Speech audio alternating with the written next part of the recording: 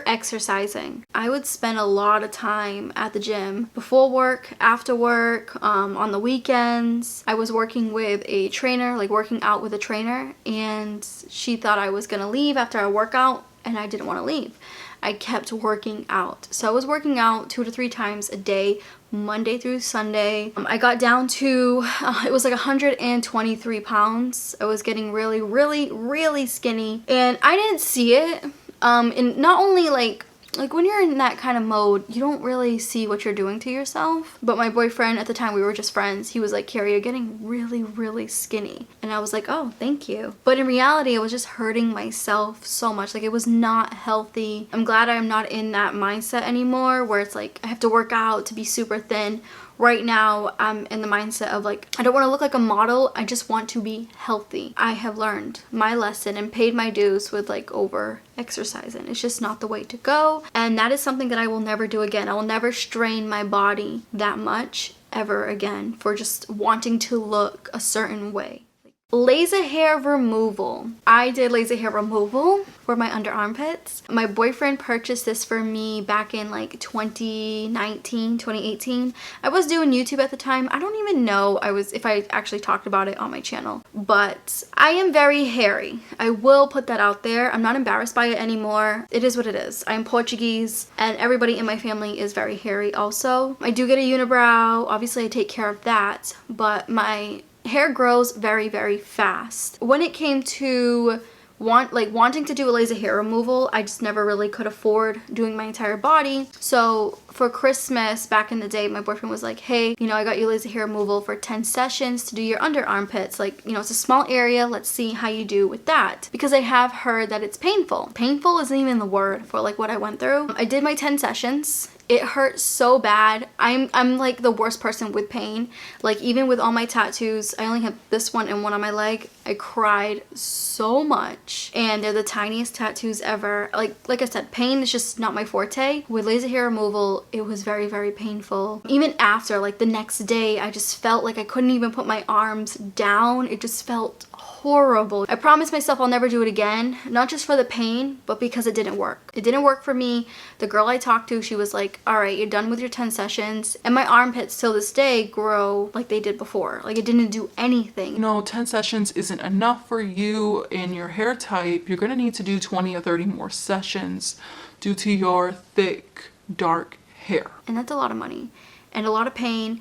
And I just rather use a razor. So laser hair removal is a thing of the past. I don't plan on ever doing laser hair removal again. I don't care if they do end up going down in price. I don't care, like, whatever the situation is, I don't want to do laser hair removal ever again. I had such a bad experience that it kind of ruined me ever wanting to go back. And I just felt like the money that he paid for me to get that done, it didn't do anything because my armpits grow the same exact way without having the 10 sessions. So huge waste of money. Speaking of tattoos, this is another one on my list that I will never do again. Like I said, I have music notes here. I thought it was cool when I was 21 to get music notes. Hey, I like music. Let me get some music notes. So stupid. Yeah, it's stuck on my wrist forever and it looks ridiculous. I don't know if you guys can see. Yeah, it looks absolutely ridiculous. It's embarrassing. My leg one, let me show you guys. This is another one that's really, really embarrassing. I got this done when I was 16 and a half. My mom is a huge tattoo person and she went with me. If you guys can see, that is what's on my leg. That's it, no more. You guys can pause the video and look at it. Yeah, very, very embarrassing. I ended up getting like colored ink with that one, which was another dumb thing to do because the color didn't last. I just thought it would be cool to go to high school and be like, huh, I got a tattoo. My sisters have way more tattoos than me. They like tattoos, and this is not putting anybody down that likes them. I think they are beautiful, just not on me. Even if these were like done professionally and done by great artists, I probably still would feel the same way because I don't like that they're permanent. I hate it. I prefer to have a clean canvas, and now I'm stuck with it. I have been to like consultations to try to see how much it will be to remove both. It's a little over $10,000 to remove both, and it's going to be very, very, very painful. So I am stuck with these tattoos and I have learned my lesson. I have like permanent marks on me of something that I would never ever do again. It's like a constant reminder like, hey, look at the dumb thing that you did when you were 21 and 16.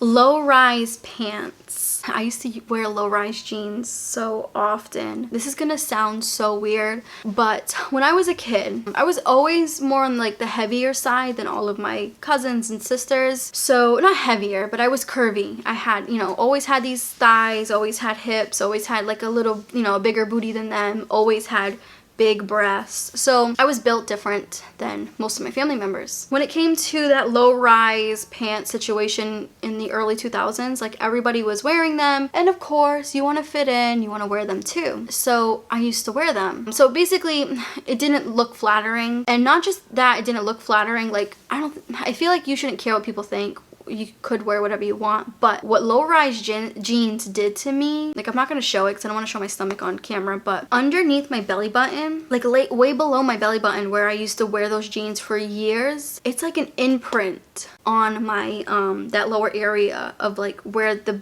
what do we call it, the button used to go. It is so weird. It's like I still have like it looks like I still wear lower rise jeans because it's like imprinted in my, not fat, like I don't even know, is it fat? But like it's imprinted in my skin, like it just doesn't go away. So I've talked to like my doctors and stuff about it, and she was like, yeah, wearing certain clothing items for a long time, your body can get used to it and can just create a dent. That's why some people wear corsets, because over time corsets do work. So that's my little spiel with low rise jeans. I have like an indent way under my belly button. It looks like a button indent, and it's unflattering. It's very unflattering. Now I just like high-waisted things. High-waisted jeans, leggings, like all that stuff looks really, really good on my body type, especially with me being a little bit thicker with my thighs and stuff these days.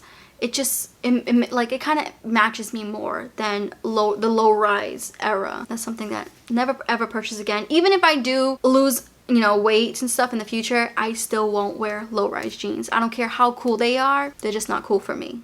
Talking too much. Even though I'm an introvert, when I get comfortable, I talk a lot. And talking too much can bore people out. Now, I've never really talked bad about others or, where you're talking too much, where you're creating gossip. Never really done that. What happened to me was that I would bore the person I was talking to. So they just, they weren't there anymore after the, 5 minutes of me talking to them.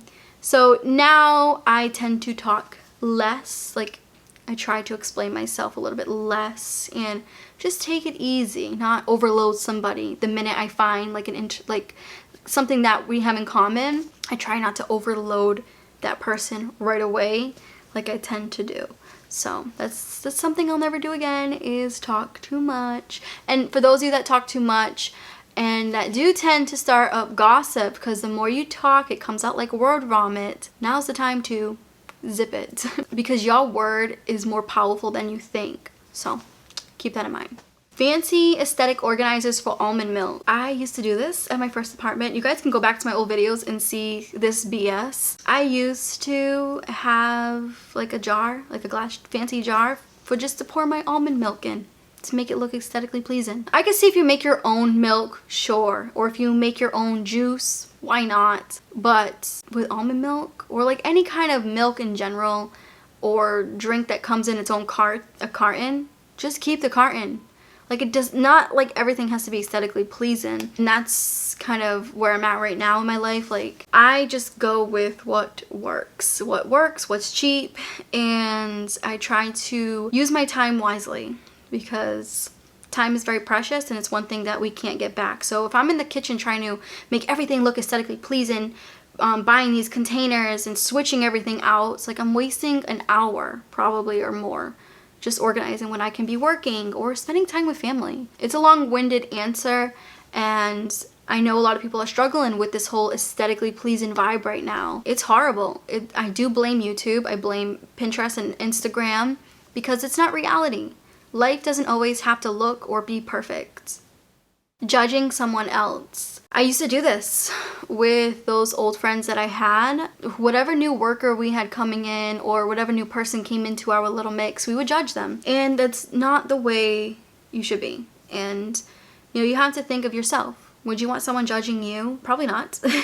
So I believe in karma more than anything, and there's good karma and there's bad karma, and I think when you do judge others for no reason, you are going to get bad karma. Everyone is capable and able to live the life that they want to live, even if that person wants to wear mixed match clothes or wants to wear winter clothes in the summertime, or if that person wants to, I don't know, wear half glasses and half not. Who the heck cares?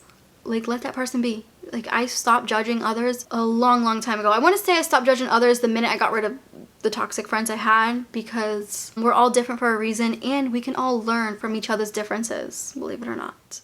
And the last thing I have stopped doing and I'll never do again is wishing that I had more in life. I am a true believer that we are at where we are for a reason. Like, everything happens for a reason. We're at this point in our lives for a reason. The lessons we have learned were for a reason. I would always wish that I had more. I mean, I remember like walking around and being like, why can't I have that car? Like, why does she have it? And being mad, and just being mad that I didn't have what others had, or just wishing that I had more, even though I had my health, which is, I mean, health is wealth, period. If you're not healthy, like, your limitations in life is insane. So now I am grateful that I'm healthy, my boyfriend's healthy. I'm grateful for, you know, my family, and, you know, wishing you had more, I feel like it's such a negative way to think. And of course, we all wish we had more money or wish we made more money, but we also need to take a step back and say, you know what, I'm making it work with what's coming in. I'm glad I have a job. And this is what I tell you guys all the time with my monthly resets, or just with me when I talk about my budget. Yes, I don't make a lot with YouTube, but I'm grateful that I'm able to sit here in front of a camera and do what I want, talk about anything that I want, basically have freedom. So, you know, this is something that I am very grateful for. And yeah, it would be nice to make more money, but I'm not gonna wish, oh, I wish I had more money, I wish I had this. Like, what I'm gonna do is work towards those goals, not wish for them. And right now, I am just in the moment of feeling grateful, because tomorrow's never promised, and today can change within a split second. So for those of you that are wishing you had more in life, be grateful for what you have right now around you. Because like I said, things can change within a second or within minutes. You never know what tomorrow might bring. Anyways, you guys, I hope you enjoyed today's video, and I will catch you in the next one.